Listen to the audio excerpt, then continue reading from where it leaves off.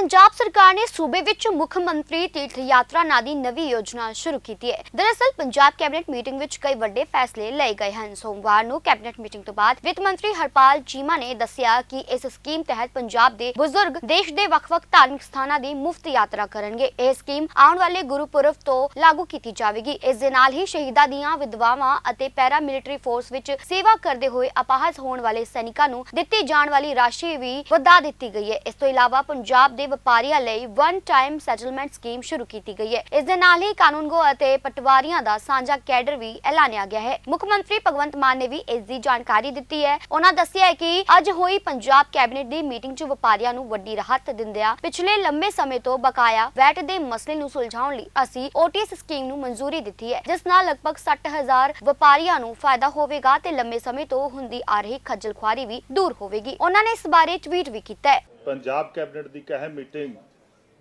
साडे मानयोग मुख मंत्री सरदार भगवंत सिंह मान जी की अगवाई च हुई।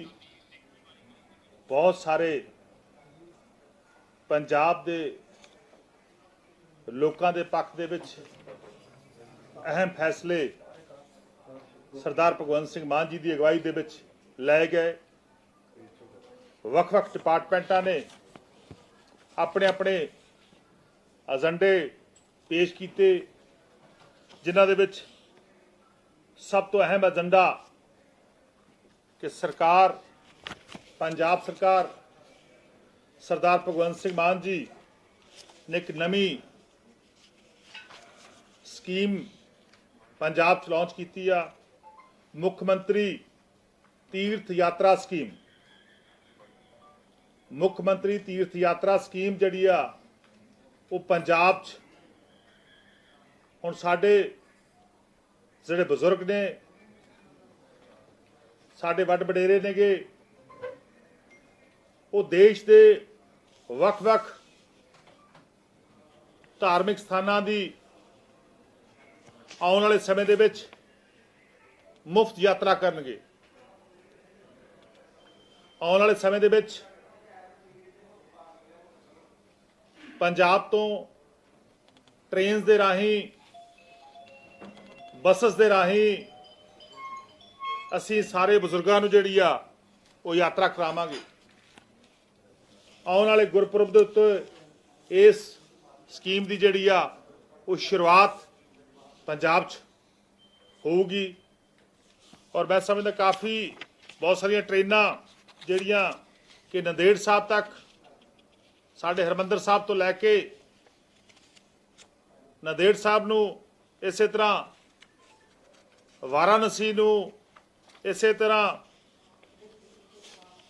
आनंदपुर साहब नूं, तलवंडी साबो नूं, माता नैना देवी मंदिर जी नूं, चिंतपुरनी नूं, जवाला जी, सालासर, ये जिन्ने भी धार्मिक स्थान नेगे, इन्हां सारे धार्मिक स्थानां दे उत्ते जिहड़ी आ यात्रा जिहड़ी आ वो मुफ्त करवाई जाऊगी। इहदे लई पुख्ता प्रबंध जिहड़े नेगे वो असीं कर दित्ते गए ने। सो असीं एक सब कमेटी भी बनाई आ ताकि जिहड़ी होर डिटेल आ या कोई होर नवां गा वो भी उस सब कमेटी दे विच जिहड़ा हैगा डिस्कस किया जाऊगा। सो मैं समझदा अज एक साडा एक बहुत वड्डी स्कीम जिहड़ी आ वो अज मानयोग मुख मंत्री साहब की अगवाई च फैसला होयागा कि मुख मंत्री तीर्थ यात्रा स्कीम जिहड़ी आ वो पंजाब च लागू। और इहदे लई 40 करोड़ रुपए के 40 करोड़ रुपए के उपबंध जिहड़े कीते गए ने। 40 करोड़ रुपया स्कीम ते पैसे जिहड़े नेगे वो आउणगे। सो बिल्कुल उहदे असीं इंतजाम 40 करोड़ रुपए कर दित्ते नेगे। और गुरपुरब के शुभ दिहाड़े के उत्ते मैं समझदा एक बहुत बड़ा तोहफा साडे जिहड़े बजुर्ग नेगे, जिहड़े तीर्थ यात्रा ते जिहड़ा सफ़र करना चाहणगे, जाना चाहणगे, नतमस्तक होना चाहणगे, उहनां लई असीं इह यात्रा जिहड़ी स्कीम आ वो लॉन्च कीती है। इसे तरह दूसरा एक अहम फैसला कि पंजाब राज दियां जिहड़ी साडे जंगी विधवावां ने, जिन्हें जंगी जगीर लगी हुई है, जिन्होंने जंगी जगीर लगी हुई हैगी, उन्होंने पहला 10,000 रुपया पेंशन जिहड़ी मिलती सी, सालाना मिलते सीगे। जगीर राशि जिहड़ी 10,000 सीगी, उहनूं असीं वधा के अज एक अहम फैसला किया गया क्योंकि 62 की जंग के अंदर 1900 जो राष्ट्र संकट आया, राष्ट्रीय संकट आया, दूसरे विश्व युद्ध ਜਾਂ ਰਾਸ਼ਟਰੀ ਸੰਕਟ, 1962 ਦੀ ਲੜਾਈ, 1971 ਦੀ ਜੰਗ ਵਿੱਚ ਜਿਨ੍ਹਾਂ ਨੇ ਆਪਣੀਆਂ ਸੇਵਾਵਾਂ ਨਿਭਾਈਆਂ, ਉਹਨਾਂ ਦੀਆਂ ਕੁਰਬਾਨੀਆਂ ਨੂੰ ਅਸੀਂ ਮਾਣ ਮਹਿਸੂਸ ਕਰਦੇ ਹਾਂ। ਸੋ ਉਹਨਾਂ ਦਾ ਅਸੀਂ ਜਿਹੜਾ ਵਧਾ ਕੇ 10,000 ਤੋਂ ਅਸੀਂ 20,000 ਜਿਹੜੀ ਉਹ ਕੀਤੀ ਆ। ਇਸੇ ਤਰ੍ਹਾਂ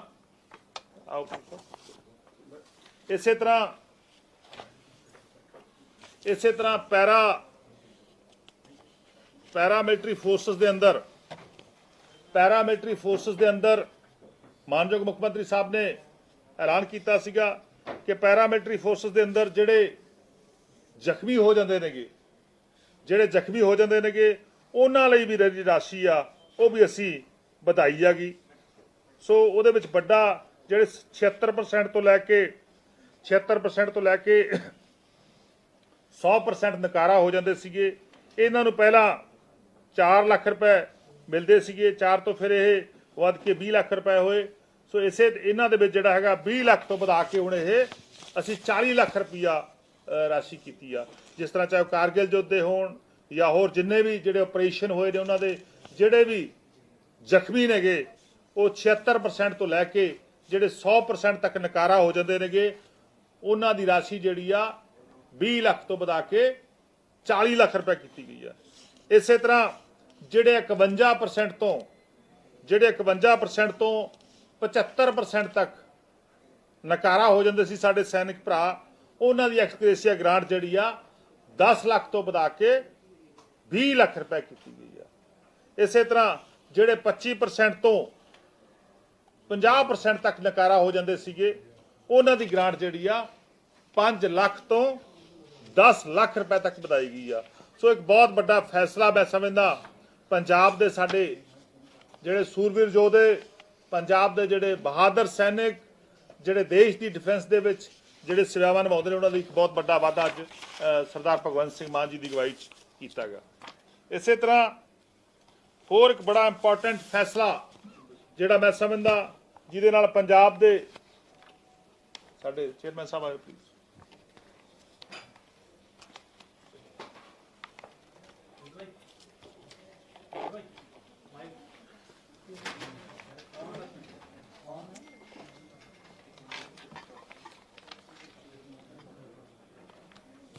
ਇੱਕ ਬਹੁਤ ਹੀ ਵੱਡਾ ਫੈਸਲਾ, ਕਿਉਂਕਿ ਕਾਫੀ ਲੰਬੇ ਅਰਸੇ ਤੋਂ ਸਾਡੇ ਪੰਜਾਬ ਦੇ ਜਿਹੜੇ ਵਪਾਰੀ ਭਰਾ ਸੀਗੇ, ਕਿਉਂਕਿ ਪਿੱਛੇ ਜੇ ਮਾਨਯੋਗ ਮੁੱਖ ਮੰਤਰੀ ਸਰਦਾਰ ਭਗਵੰਤ ਸਿੰਘ ਮਾਨ ਜੀ ਅਤੇ ਆਮ ਆਦਮੀ ਪਾਰਟੀ ਦੇ ਕੌਮੀ ਕਨਵੀਨਰ ਦਿੱਲੀ ਦੇ ਮੁੱਖ ਮੰਤਰੀ ਜਦੋਂ ਪੰਜਾਬ ਦੇ ਦੌਰੇ ਤੇ ਆਏ ਸੀਗੇ, ਤਾਂ ਬਹੁਤ ਸਾਰੇ ਸਾਡੇ ਟਰੇਡਰਸ, ਬਹੁਤ ਸਾਰੇ ਸਾਡੇ ਵਪਾਰੀ ਭਰਾ, ਚਾਹੇ ਜਲੰਧਰ 'ਚ, ਅੰਮ੍ਰਿਤਸਰ ਵਿਖੇ, ਲੁਧਿਆਣਾ ਵਿਖੇ ਸਾਡਾ ਜਿਹੜਾ ਇੱਕ ਸਮਾਗਮ ਹੋਇਆ ਸੀ, ਬਹੁਤ ਸਾਰੀਆਂ ਸਮੱਸਿਆਵਾਂ ਨੂੰ ਸੁਣਿਆ ਗਿਆ ਸੀਗਾ।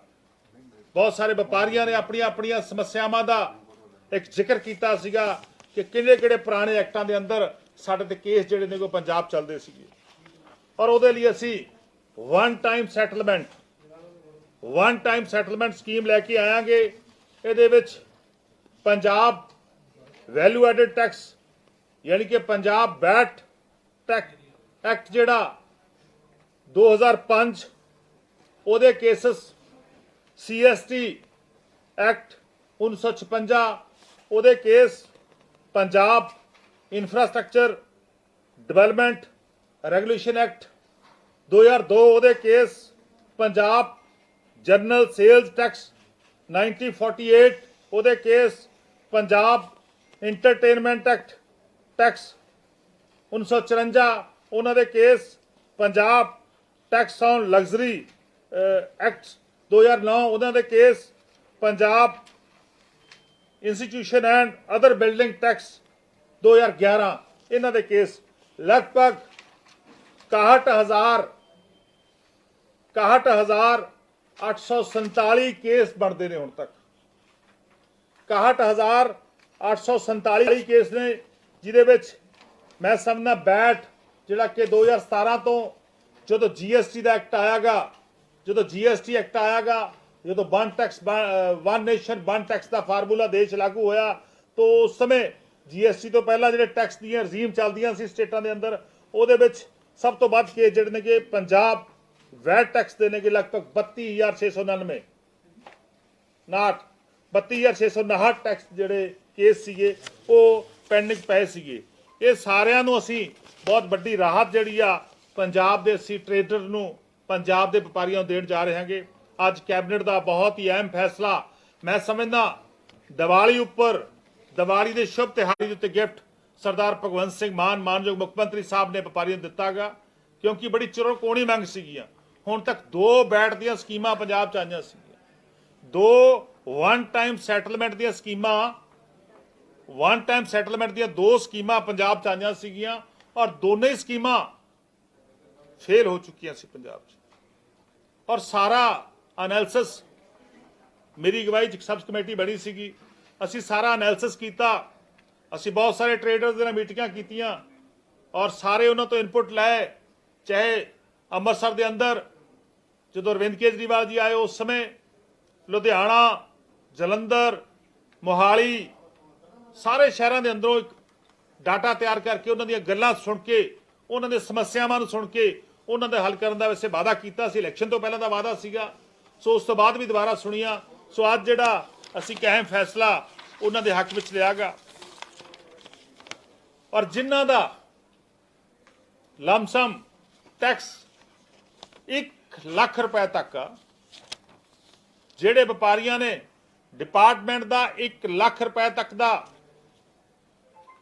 ਟੈਕਸ ਦੇਣਾਗਾ, ਉਹ ਸਾਰਾ ਦਾ ਸਾਰਾ ਅਸੀਂ ਵੇਵ ਆਫ ਕੀਤਾਗਾ, ਸਾਰਾ ਦਾ ਸਾਰਾ ਮਾਫ ਕੀਤਾਗਾ। ਸੋ ਮੈਂ ਸਮਝਦਾ ਇੱਕ ਵੱਡਾ ਜਿਹੜਾ ਹੈਗਾ ਫਾਇਦਾ ਪੰਜਾਬ ਦੇ 39,787 ਜਿਹੜੇ ਜਿਨ੍ਹਾਂ ਦਾ 1 ਲੱਖ ਤੱਕ ਦਾ 100% ਉਹਨਾਂ ਦਾ ਟੈਕਸ ਵੀ ਮਾਫ ਆ, ਇੰਟਰਸਟ ਵੀ ਮਾਫ ਆ ਔਰ ਪਲੈਂਟੀ ਵੀ ਜਿਹੜੀ ਆ ਉਹ 1 ਲੱਖ ਤੱਕ ਜਿਹੜੇ ਆਉਂਦੇ ਨੇ ਉਹਨਾਂ ਦਾ ਸਾਰਿਆਂ ਦਾ ਮਾਫ ਆ। 1 ਲੱਖ ਤੋਂ ਲੈ ਕੇ ਜਿਨ੍ਹਾਂ ਦੀ 1 ਲੱਖ ਤੋਂ ਲੈ ਕੇ 1 ਕਰੋੜ ਰੁਪਏ ਤੱਕ ਦਾ, 1 ਲੱਖ ਤੋਂ ਲੈ ਕੇ 1 ਕਰੋੜ ਰੁਪਏ ਤੱਕ ਦਾ ਜਿਨ੍ਹਾਂ ਦੇ ਖਿਲਾਫ ਟੈਕਸ ਖੜਾਗਾ, ਉਹਨਾਂ ਦੇ ਵਿੱਚੋਂ ਅਸੀਂ ਫੈਸਲਾ ਕੀਤਾਗਾ। ਸਰਦਾਰ ਭਗਵੰਤ ਸਿੰਘ ਮਾਨ ਜੀ ਨੇ ਇੱਕ ਬਹੁਤ ਵੱਡੀ ਫਰਾਕ ਦਿਲੀ ਪੰਜਾਬ ਦੇ ਲੋਕਾਂ ਨੂੰ ਦਿਖਾਉਂਦੇ ਹੋਏ ਪਹਿਲੀ ਵਾਰ ਹੋਇਆਗਾ। ਪੰਜਾਬ ਦੇ ਅੰਦਰ ਇੰਡਸਟਰੀ ਨੂੰ ਕਿਵੇਂ ਲੈ ਕੇ ਆਉਣਾਗਾ, ਪੰਜਾਬ ਦੇ ਵਪਾਰੀਆਂ ਨੂੰ ਹੋਰ ਕਿਵੇਂ ਤਾਕਤਵਰ ਕਰਨਾਗਾ, ਕਿਉਂਕਿ ਜੇ ਸਾਡਾ ਬਿਜ਼ਨਸ ਵਧੂਗਾ ਤਾਂ ਮੈਂ ਸਮਝਦਾ ਸਾਡਾ ਪੰਜਾਬ ਵੀ ਹੋਰ ਤਰੱਕੀ ਕਰੂਗਾ। ਤਾਂ ਅਸੀਂ ਜਿੰਨਾ ਉਹਨਾਂ ਨੇ 1 ਕਰੋੜ ਤੱਕ ਦਾ ਟੈਕਸ ਆਗਾ ਉਹਦੇ 'ਚ ਅਸੀਂ 50% ਮਾਫ ਕੀਤਾਗਾ। ਇਹਦੇ ਨਾਲ ਹੀ 100% ਜਿਹੜਾ ਉਹਦਾ ਇੰਟਰਸਟ ਮਾਫ ਹੋਇਆਗਾ ਔਰ 100% ਹੀ ਜਿਹੜੀ ਉਹਦੀ ਸੀ ਪੈਨਲਟੀ ਮਾਫ ਕੀਤੀ ਆ। ਕੁੱਲ ਜਿਹੜੇ ਕੇਸ ਨੇਗੇ 1 ਲੱਖ ਤੋਂ ਲੈ ਕੇ 1 ਕਰੋੜ ਤੱਕ 19,361 ਹੋ ਗਏ। 1 ਲੱਖ ਤੱਕ 39,787 ਤੇ 1 ਕਰੋੜ ਤੱਕ 1 ਲੱਖ ਤੋਂ ਲੈ ਕੇ 19,361, ਯਾਨੀ ਕਿ ਟੋਟਲ 59,148 ਲਗਭਗ ਪੰਜਾਬ ਦੇ ਵਿੱਚ 60,000 ਬੰਦਿਆਂ ਨੂੰ, 60,000 ਪੰਜਾਬ ਦੇ ਵਪਾਰੀਆਂ ਨੂੰ ਮੈਂ ਸਮਝਦਾ ਇੱਕ ਵੱਡੀ ਰਾਹਤ ਜਿਹੜੀ ਅੱਜ ਸਰਦਾਰ ਭਗਵੰਤ ਸਿੰਘ ਮਾਨ ਜੀ ਦੀ ਸਰਕਾਰ ਨੇ ਦਿੱਤੀ ਆ। ਸੋ ਮੈਂ ਸਮਝਦਾ ਇੱਕ ਬਹੁਤ ਵੱਡਾ ਦੀਵਾਲੀ ਦਾ ਤੋਹਫਾ, ਦੀਵਾਲੀ ਦਾ ਗਿਫਟ ਜਿਹੜਾਗਾ ਉਹ ਅਸੀਂ ਪੰਜਾਬ ਦੇ ਲੋਕਾਂ ਨੂੰ ਦਿੱਤਾਗਾ। ਸੋ ਇਹ ਜਿਹੜੀ ਸਕੀਮ ਆ ਗਈ 15 ਨਵੰਬਰ ਤੋਂ ਇਹ ਸ਼ੁਰੂ ਹੋ ਜੂਗੀ, 15 ਤਰੀਕ ਤੋਂ ਸ਼ੁਰੂ ਹੋਣੀ ਆ ਔਰ 15 ਮਾਰਚ ਤੱਕ ਇਹਦਾ ਸਮਾਂ ਗਾ ਔਰ ਇਸ ਸਮੇਂ ਦੇ ਦੌਰਾਨ ਇਹ ਲਾਗੂ ਰਹਿਣੀ ਹੈਗੀ। ਇਸ ਸਕੀਮ ਦੇ ਅੰਦਰ ਜਿਹੜੇ ਵੀ ਵਪਾਰੀ ਚਾਹਣਗੇ, ਜਿਹੜੇ ਵੀ 50% ਟੈਕਸ ਭਰਨਾ ਚਾਹਣਗੇ 1 ਕਰੋੜ ਤੋਂ ਥੱਲੇ ਵਾਲੇ, ਤੋਂ ਆਪਦਾ ਟੈਕਸ ਭਰ ਕੇ ਜਿਹੜੇ ਪੈਸੇ ਬਣਦੇ ਨੇਗੇ ਉਹ ਆਪਦਾ ਜਿਹੜਾ ਹੈਗਾ ਸਰਟੀਫਿਕੇਟ ਲੈ ਸਕਦੇ ਨੇ। ਸੋ ਮੈਂ ਸਮਝਦਾ ਇੱਕ ਬਹੁਤ ਵੱਡਾ ਇਤਿਹਾਸਿਕ ਫੈਸਲਾ ਅੱਜ ਪੰਜਾਬ ਦੇ ਵਪਾਰੀਆਂ ਦੇ ਹੱਕ ਵਿੱਚ ਅੱਜ ਦੀ ਕੈਬਨਿਟ ਦੇ ਵਿੱਚ ਹੋਇਆਗਾ। ਸੋ ਇਹਦੇ ਨਾਲ ਮੈਂ ਸਮਝਦਾ ਪੰਜਾਬ ਦੇ ਵਪਾਰੀਆਂ ਨੂੰ ਇੱਕ ਵੱਡੀ ਰਾਹਤ ਜਿਹੜੀ ਆ ਉਹ ਮਿਲੂਗੀ।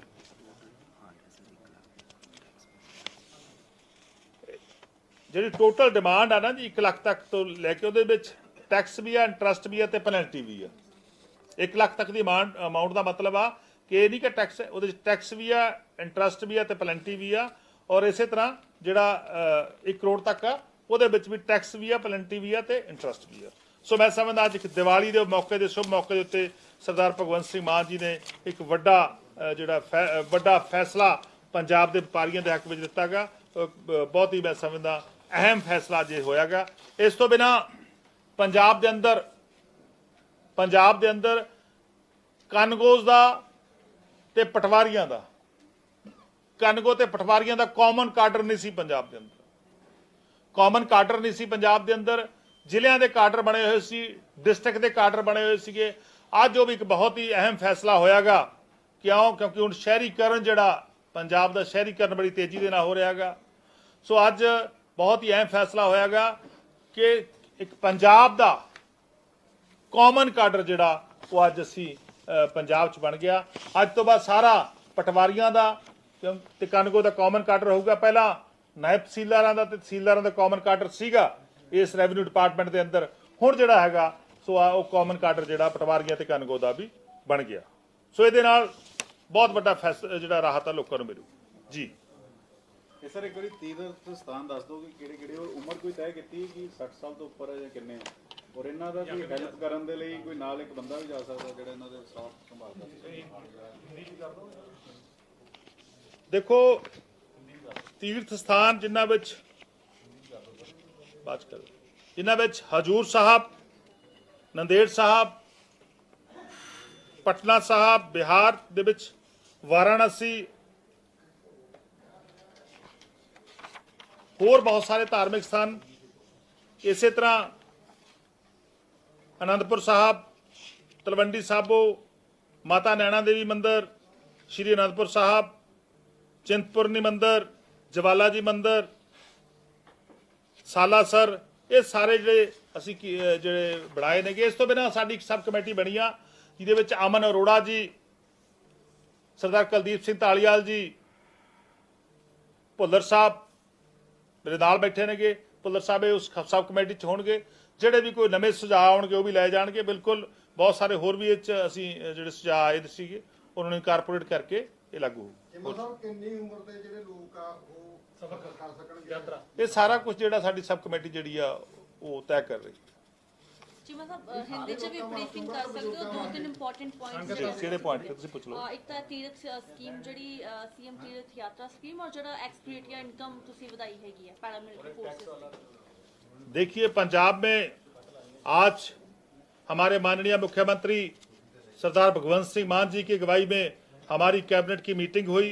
उसमें बहुत सारे इम्पोर्टेंट डिसीजन पंजाब के पक्ष में, पंजाब के लोगों के पक्ष में लिए गए, जिसमें मैं समझता हूं सबसे मुख्य हमारा जो आज का फैसला है, आज का डिसीजन है, वो है कि मुख्यमंत्री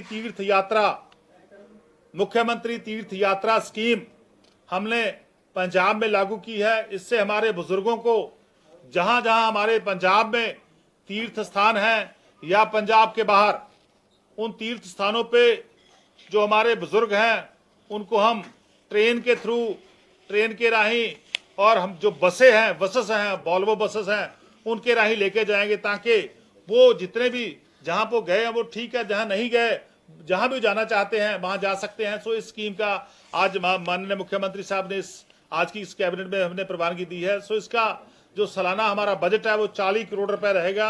तो बिल्कुल हम पंजाब के डिफरेंट स्थानों से बसें भी चलेंगी और ट्रेन चलेंगी, और अच्छी ट्रेन जाएंगी, एसी ट्रेन जाएंगी, जिनमें हमारे बुजुर्ग जाएंगे, वो जाके यात्रा करके आएंगे। जैसे उदाहरण के लिए नांदेड़ साहब की यात्रा, उसी तरह वाराणसी की यात्रा जो एक हमने सब कमेटी बनाई है, या वो सब कमेटी जितने भी और स्थान सुजेस्ट करेगी उस सभी पे जो ये तीर्थ यात्रा जाएगी, जो और हमारे बुजुर्ग हैं वहां पे जाके नतमस्तक होके आएंगे, वहां के आशीर्वाद लेके आएंगी।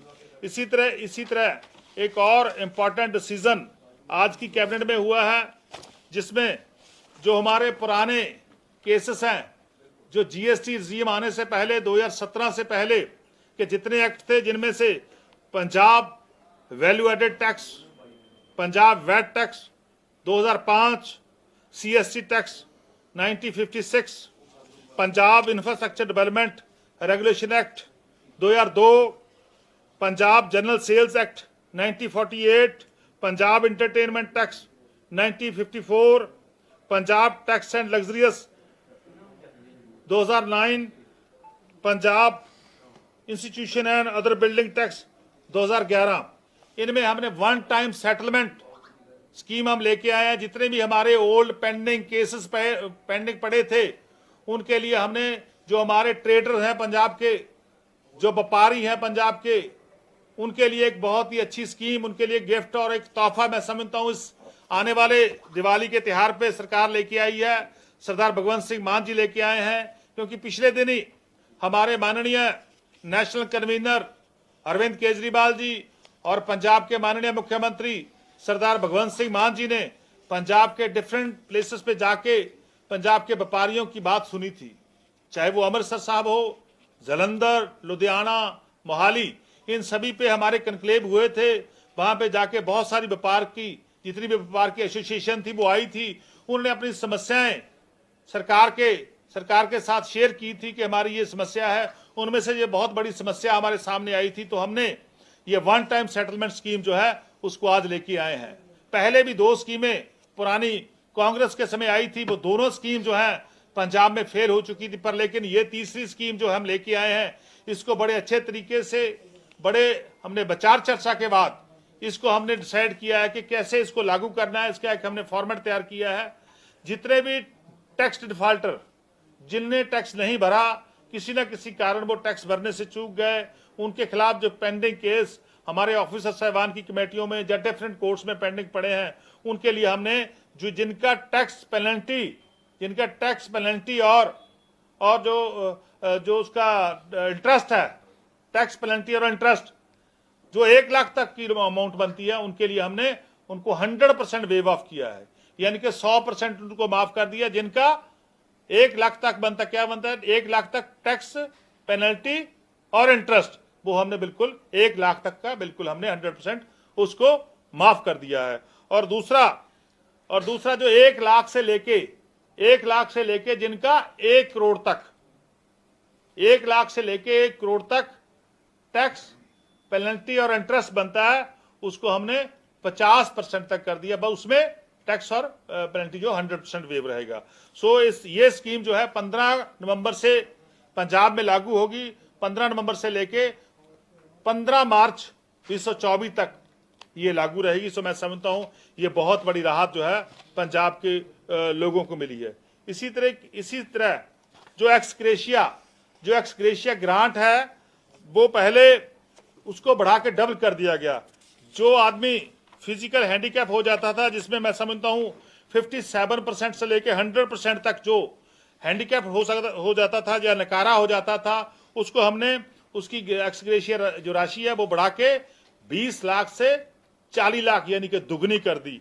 इसी तरीके से जो 51% से लेके 75% तक जो आदमी, जो हमारा सैनिक जो नकारा हो जाता था, उसको हमने 10 लाख से बढ़ा के उसकी जो है अमाउंट है 20 लाख कर दी। इसी तरीके से जो 25% से लेके 50% तक जिसकी इंजरी होती थी या नकारा हो जाता था, उसकी हमने अमाउंट 5 लाख से बढ़ा के 10 लाख कर दी। तो मैं समझता हूं जो पंजाब के जो हमारे सैनिक, जो हमारे भाई सरहद पे लड़ते हैं, जो हमारे लिए हमारी रक्षा करते हैं, उनके लिए जो उन ऑपरेशंस में उनकी इंजरी हो जाती है, उनके लिए ये बहुत बड़ी राहत सरकार ने आज ऐलान की। इसी तरीके से जिन लोगों ने पंजाब के लिए, देश के लिए लड़ाई लड़ी, चाहे सेकंड वर्ल्ड वार हो या राष्ट्रीय जब लड़ाई हुई थी या राष्ट्रीय संकट आया था 1962 में, 1962 में, 1971 में, जो उनमें उनके जंगी शहीद हैं, उनकी विधवाएं हैं, उनके लिए हमने जो राशि थी, जंगी जगीर थी, जो जगीर उनके परिवार को मिलती थी,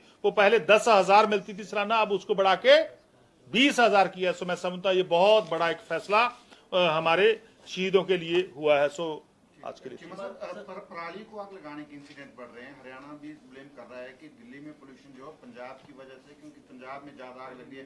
पिछले कल सिंगल डे में पिछले साल से भी ज्यादा आग लगी है। इसी में ऐड है सर, पिछले 8 दिनों में 78% बढ़ गई है। देखिए बिल्कुल हमने पहली बार हुआ है कि सबसे ज्यादा जो हैप्पी सीडर है या जितने भी हम इक्विपमेंट किसानों को दे सकते थे, उसके लिए हमने पूरा इंतजाम किया था, सब किसानों को दिए गए हैं। बिल्कुल हम इस पे ऊपर बिल्कुल लगातार हमारा प्रशासन काम पे लगा हो। पहले पुराने सालों से पुरानी सरकारों के समय से अब तक 56% जो है वो कम हुए हैं। जो बहुत बड़ा राहत पंजाब को मिली है, 56% कमी आई है। तो जहां भी लगा रहे हैं हम किसान भाइयों को समझा के बुझा के उनको रोक रहे हैं, हमारे ऑफिसर साहबान रोक रहे हैं और सब सख्त एक्शन भी ले रहे हैं। ਦਿੱਲੀ ਦਾ ਪ੍ਰਦੂਸ਼ਣ ਦਾ ਸਾਰੀ ਪੰਜਾਬ ਨੇ ਪਾਈ ਜਾ दिल्ली के पोल्यूशन के लिए भी ब्लेम किया जा रहा ਵੀਡੀਓ है। ਸਾਹਮਣੇ ਆਈ ਸੀ ਕਿ ਐਸਡੀਐਮ ਅਫਸਰ ਦੀ ਵੀਡੀਓ ਸਾਹਮਣੇ ਆਈ, ਉਸ ਤੋਂ ਬਾਅਦ ਲੱਗਦਾ ਕਿ ਕਿਸਾਨ ਇਸ ਚੀਜ਼ ਨੂੰ ਮੰਨਣ ਲਈ ਤਿਆਰ ਬੈਠੇ ਨੇ, ਕਿਉਂਕਿ ਉਹ ਕਿਤੇ ਨਾ ਕਿਤੇ ਹਾਲਾਂਕਿ ਮੁੱਖ ਮੰਤਰੀ ਸਾਹਿਬ ਨੇ ਕਿਸਾਨਾਂ ਦੇ ਖਿਲਾਫ ਕਾਰਵਾਈ ਕਰਨ ਦੇ ਵੀ ਜਿਹੜੇ ਹੁਕਮ ਦੇ ਦਿੱਤੇ ਸੀਗੇ। ਦੇਖੋ ਸਾਡੇ ਗੁਰੂ ਸਾਹਿਬਾਨ ਨੇ ਸਾਨੂੰ ਸੰਦੇਸ਼ ਦਿੱਤਾ ਗਾ, ਪਵਨ ਗੁਰੂ ਪਾਣੀ ਪਿਤਾ ਮਾਤਾ ਧਰਤ ਮਾਤ। ਬਹੁਤ ਵੱਡਾ ਸੰਦੇਸ਼ ਸਾਡੇ ਗੁਰੂ ਸਾਹਿਬਾਨ ਨੇ ਦਿੱਤਾ ਗਾ ਸਾਨੂੰ, ਪਵਨ ਗੁਰੂ, ਹਵਾ ਨੂੰ ਗੁਰੂ ਮੰਨਿਆ ਗਾ। ਸੋ ਮੈਂ ਸਮਝਦਾ ਇਸ ਸਮੇਂ ਇਸ ਬਹੁਤ ਵੱਡੇ ਕਨਸੈਪਟ ਨੂੰ ਸਾਡੇ ਕਿਸਾਨ ਭਰਾ ਬੜੀ ਅੱਛੇ ਤਰੀਕੇ ਨਾਲ ਸਮਝ ਰਹੇ ਨੇਗੇ। ਸੋ ਉਹਨਾਂ ਨੂੰ ਸਾਡਾ ਪ੍ਰਸ਼ਾਸਨ ਵੀ ਸਮਝਾ ਰਿਹਾ ਗਾ। ਸੋ ਬਹੁਤ ਵੱਡੇ ਪੱਧਰ ਤੇ ਡਿਕਲਾਈਨ ਜਿਹੜੀ ਆ ਉਹ ਪੰਜਾਬ ਚ ਆਈ ਹੈਗੀ। ਸੋ ਇਹਦੇ ਨਾਲ ਆਉਣ ਵਾਲੇ ਸਮੇਂ ਜਿੱਥੇ ਵੀ ਕਿਤੇ ਹੈ ਰਿਹਾ ਅਸੀਂ ਸਾਰਾ ਪ੍ਰਬੰਧ ਕਰ ਰਹੇ ਹਾਂ, ਉਹ ਵੀ ਆਉਣ ਵਾਲੇ ਸਮੇਂ ਚ ਡਿਕਲਾਈਨ। ਸੈਂਟਰ ਕੋਈ ਫੰਡ ਦਿੰਦਾ ਹੈ? ਕਿਉਂਕਿ ਦਿੱਲੀ ਸਰਕਾਰ ਦੇ ਵੱਲੋਂ ਕਿਹਾ ਗਿਆ ਹੈ ਕਿ ਹਰਿਆਣੇ ਨੂੰ ਫੰਡ ਮਿਲਦੇ ਹੋਣਗੇ, ਨਾ ਤਾਂ ਦਿੱਲੀ ਸਰਕਾਰ ਨੂੰ ਮਿਲਦੇ ਔਰ ਨਾ ਹੀ ਪੰਜਾਬ ਸਰਕਾਰ ਨੂੰ ਪਰਾਲੀ ਬਾਬਤ ਕੋਈ ਫੰਡ ਦਿੱਤਾ ਜਾ ਰਿਹਾ। ਦੇਖੋ ਸੈਂਟਰ ਸਰਕਾਰ ਨੂੰ ਅਸੀਂ ਸਕੀਮ ਬਣਾ ਕੇ ਭੇਜੀ ਸੀ, ਪਰ ਸੈਂਟਰ ਸਰਕਾਰ ਜਿਹੜੀ ਆ ਉਹ ਪੰਜਾਬ ਦੇ ਨਾਲ, ਕੇਂਦਰ ਦੀ ਜਿਹੜੀ ਬੀਜੇਪੀ ਸਰਕਾਰ ਆ ਉਹ ਪੰਜਾਬ ਦੇ ਨਾਲ ਮਤਰੇਈ ਮਾਲ ਆ ਸਲੂਕ ਕਰ ਰਹੀ ਆ। ਲਗਾਤਾਰ ਸਾਡੇ ਜਿੰਨੇ ਵੀ ਫੰਡ ਸੈਂਟਰ ਦੇ ਆ ਰਹੇ ਲਗਾਤਾਰ ਉਹਨਾਂ ਤੇ ਕੱਟ ਲੱਗ ਰਿਹਾ ਹੈਗਾ। ਲਗਾਤਾਰ ਸੈਂਟਰ ਦੀਆਂ ਗ੍ਰਾਂਟਸ ਜਿਹੜੀਆਂ ਨੇ ਉਹ ਘਟਾਈਆਂ ਜਾ ਰਹੀਆਂ ਨੇਗੀਆਂ, ਚਾਹੇ ਆਰਡੀਐਫ ਦੇ ਪੈਸੇ ਨੇ, ਚਾਹੇ ਨੈਸ਼ਨਲ ਹੈਲਥ ਮਿਸ਼ਨ ਦੇ ਪੈਸੇ ਨੇਗੇ, ਹੋਰ ਬਹੁਤ ਸਾਰੀਆਂ ਸਕੀਮਾਂ ਨੇਗੀਆਂ, ਉਹ ਸਾਰੀਆਂ ਲਗਾਤਾਰ ਮੈਂ ਸਮਝਦਾ ਘੱਟ ਹੋ ਰਹੀਆਂ ਨੇਗੀਆਂ ਔਰ ਖਤਮ ਹੋ ਰਹੀਆਂ। ਬਹੁਤ ਸਾਰੀ ਤੇ ਰੋਕ ਲੱਗੀ ਹੋਈ ਹੈਗੀ। ਸੋ ਉਹਨਾਂ ਦੇ ਸਾਨੂੰ ਸੁਪਰੀਮ ਕੋਰਟ ਜਾਣਾ ਪੈ ਰਿਹਾ। ਸੋ ਇੱਥੋਂ ਪਤਾ ਲੱਗਦਾ ਕਿ ਜਿਹੜੀ ਬੀਜੇਪੀ ਆ, ਭਾਰਤੀ ਜਨਤਾ ਪਾਰਟੀ ਆ, ਉਹ ਪੰਜਾਬ ਵਿਰੋਧੀ ਆ ਔਰ ਪੰਜਾਬ ਦੇ ਨਾਲ ਵੱਡੀ ਪੱਧਰ ਤੇ ਵਿਤਕਰਾ ਕਰਦੀ। ਦਿੱਲੀ ਦੇ ਪੋਲੂਸ਼ਨ ਲਈ ਪੰਜਾਬ ਨੂੰ ਜ਼ਿੰਮੇਦਾਰ ਠਹਿਰਾਇਆ ਜਾ ਰਿਹਾ। ਮੈਟਰ ਪਹੁੰਚਿਆ ਸੀਗਾ ਜਿਹੜਾ ਰਾਜਪਾਲ ਮਨਜ਼ੂਰੀ ਨਹੀਂ ਦੇ ਰਿਹਾ, ਸੁਣਵਾਈ ਵੀ ਹੋਈ ਹੈ।